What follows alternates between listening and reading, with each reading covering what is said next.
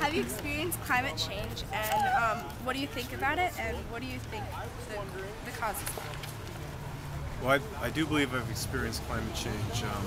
One of the ways here in Vermont that I think I've experienced it is it rains a lot more in the summers. The last few summers we've seen just huge amounts of rainfall, particularly in July, and from what I've read that's because heating up of the oceans causes more moisture to cross and it ends up dumping here.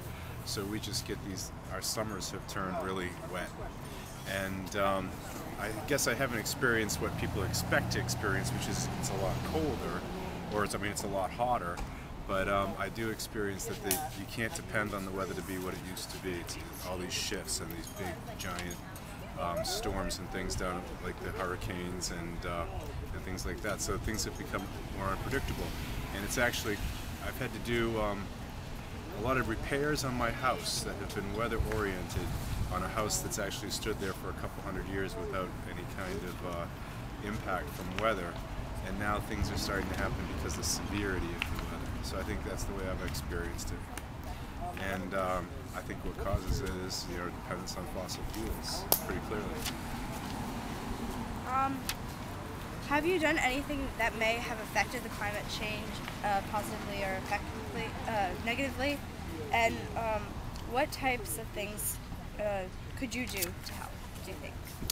Well, one thing that we do is a few things. One, we live in town here, so like I just walk down to get a cup of coffee and do a couple other errands, so we're not driving everywhere we go. We don't live 20 miles out and have to drive back and forth and back and forth. We also, both my wife and I work at home. Our office is in our home, so we don't really ever have to drive anywhere unless we're going on a trip or something. So we've really minimized our need for cars in general.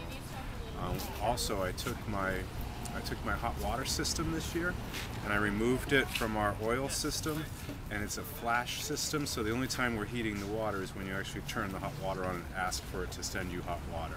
It sends you hot water then, and then it stops heating it, as opposed to always keeping the water all through the whole house hot all the time.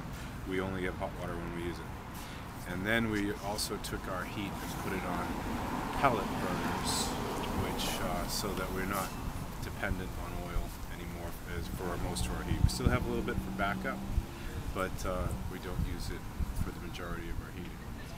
And so between those few things there, we kind of put a stab at our own carbon footprint.